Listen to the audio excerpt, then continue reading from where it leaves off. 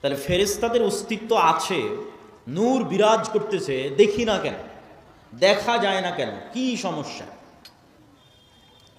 তো এইটার ক্ষেত্রে আপনাকে দু একটা উদাহরণ দিই। আজ থেকে 100 বছর আগে আটমূলের যে মানুষটা মারা গেছে, সেই মানুষটাকে আজকে উঠান, যদি তাকে জীবিত করা যায় তাহলে সে জীবিত হলো। জীবিত হওয়ার পর সেই মানুষকে আপনি বলবেন যে আমি আব্দুল্লাহ আওয়াজ দিব, এখানে বাজবে ঢাকায়, সাথে সাথে আমি আওয়াজ দিব, এখানে আওয়াজ বাজবে কোথায়? ঢাকাতে। আমি আওয়াজ দিব, এখানে বাজবে আমেরিকাতে। আমি আওয়াজ দিব, এখানে বাজবে মক্কায়। সে কি বিশ্বাস করবে? কিন্তু এখন তো বাজতেছে, এই যে লাইভ চলতেছে, সারা পৃথিবীতে বাজতেছে, বলতেছি এখানে, বাজতেছে সারা পৃথিবীতে।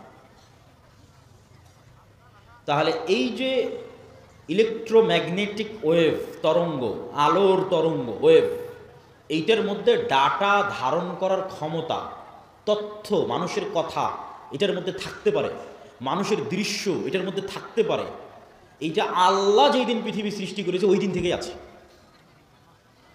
মানুষ জানেনি, গায়েব। তাহলে 100 বছর আগে আটমূল থেকে যে মানুষ চলে গেছে এটার কাছে গায়েব, যে তার আওয়াজ এই ওয়েভের মধ্যে থেকে যেতে পারে, তার দৃশ্য এই ওয়েভের মধ্যে দিয়ে প্রবাহিত হতে পারে। শুধু তাই নয়, মানুষের পক্ষে যদি আজকে সম্ভব হয় যে মানুষ আলোর গতি তথা যেই আলোর মাধ্যমে, যে ওয়েভের মাধ্যমে আমার কথা মোবাইল দিয়ে এখন ঢাকাতেও বাজতেছে, লালমনিরহাটেও বাজতেছে, আমেরিকা, লন্ডন, ইউরোপেও বাজতেছে, সৌদি, কুয়েত, কাতার, বাহরাইনেও বাজতেছে, এখন সাথে সাথে যেই ওয়েভের মধ্যে দিয়ে আমার দৃশ্য ছুটে চলে যাচ্ছে, যে ওয়েভের মধ্যে দিয়ে আমার আওয়াজ ছুটে চলে যাচ্ছে, এর চাইতে যদি আমরা কোনো গতিশীল কিছু আবিষ্কার করতে পারি, যে এর চেয়ে দ্রুত আমি উড়ে চলে যাব, মানুষের পক্ষে সম্ভব নয়। কিন্তু কল্পনা করেন যে আমরা করে ফেলেছি এরকম একটা আবিষ্কার, যে আমার আওয়াজ যত দ্রুত ঢাকায় যাচ্ছে আমি এর চেয়ে আগে ঢাকায় পৌঁছে যাব।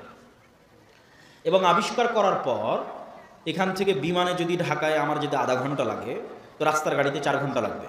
তো আমি আধা ঘন্টা আগে ঢাকায় পৌঁছে গেছি, রাস্তার গাড়ি পৌঁছার আগে আমি ঢাকা পৌঁছে গেছি বিমানে। তো আমার এই আওয়াজ আমেরিকা পৌঁছার আগে আমি পৌঁছে গেছি। এত দ্রুত গতির আমরা কিছু আবিষ্কার করতে পেরেছি। এই আবিষ্কার করতে পারার পর এবার যদি 15 আলোক বর্ষ অতীতে চলে যায় দ্রুত, যে 15 বছর আগে যে কথা বলেছিলাম ওই কথা এখন মহাবিশ্বে যেই জায়গায় আছে ওর আগে আমি গিয়ে পৌঁছে যাব, যেহেতু হচ্ছে দ্রুত আমি কিছু আবিষ্কার করতে পেরেছি। পৌঁছে গিয়ে এবার এই মোবাইলের মতো, এই ক্যামেরার মতো যদি ওখানে কিছু সেট করতে পারেন, তাহলে 15 বছর আগে আপনি কি বলেছিলেন ওই আপনার বলা কথা আপনি শুনতে পাবেন, বাঁচতেছে। 15 বছর আগে আপনি কি করেছিলেন, আপনার করা কাজ আপনি লাইভ দেখতে পাবেন, এই যে আমি এটা করতেছি, কেননা ওইটা এই আলোর তরঙ্গের মধ্যে সেভ আছে, হারায়নি। বিজ্ঞানীরা এখনও জানে না যে পৃথিবী যখন প্রথম সৃষ্টি হয়েছে তখন পৃথিবী থেকে যে আলো মহাবিশ্বের দিকে ছুটতে থেকেছে ওইটা এখনও মহাবিশ্বের শেষ মাথায় পৌঁছতে পেরেছে কিনা। তাহলে এভাবে যদি 1400 বছর আগে চলে যান, তাহলে মোহাম্মদ সাল্লাল্লাহু আলাইহি ওয়াসাল্লামের হাদিস বুখারীতে পড়া লাগবে না, আপনি কানে শুনতে পাবেন, নিজে কানে শুনতে পাবেন, যেমন এখন লাইভ বাজতেছে। তো 1500 বছর অতীতে চলে গেলে আলোর গতির চেয়ে বেশি গতি নিয়ে মোহাম্মদ সাল্লাল্লাহু আলাইহি ওয়াসাল্লামের হাদিস নিজে কানে শোনা যাবে, বদরের যুদ্ধ লাইভ দেখা যাবে, বাস্তবে হচ্ছে এটা দেখা যাবে। এটা মানুষের দ্বারা সম্ভব নয়। এটা দিয়ে আল্লাহ মানুষের গুনাহকে গোপন রেখেছে, নাহলে একজন মানুষের গুনাহ গোপন থাকবে না। এই আলোর গতির চেয়ে মানুষের গতি কম থাকার কারণে মানুষের গুনাহ আজ গোপন আছে। সম্মানিত উপস্থিতি, তাহলে আমরা যা বলছি তার 1 সেকেন্ডও হারায় না, 1 সেকেন্ডও নয়, চাহে মোবাইলে রেকর্ড হোক আর না হোক, ওই তরঙ্গের মধ্যে থেকে যায়, যে কেউ চাইলে ধরে বের করে নিয়ে আসতে পারে। আল্লাহ সুবহানাহু ওয়া তাআলা এটা দিয়েই ধরে বের করবেন এটা আমি বলি না, কিন্তু এত সহজ মানুষের হিসাব নেওয়া, এত সহজ মানুষকে পাকড়াও করা, এইভাবেই পৃথিবী সেট আপ করা আছে।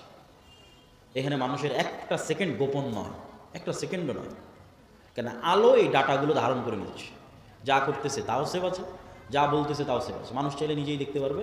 মানুষকে আলোর চেয়ে দ্রুতগতির যন্ত্র আবিষ্কার করে অত বছর আগে চলে যেতে হবে, চলে গিয়ে নিজের আমলগুলো দেখতে হবে, তো আমি এগুলো করেছি, তো আমি এগুলো বলেছি, আমি নিজে শুনতে পাচ্ছি আমি কি বলেছি, আমি নিজে দেখতে পাচ্ছি আমি কি করেছি।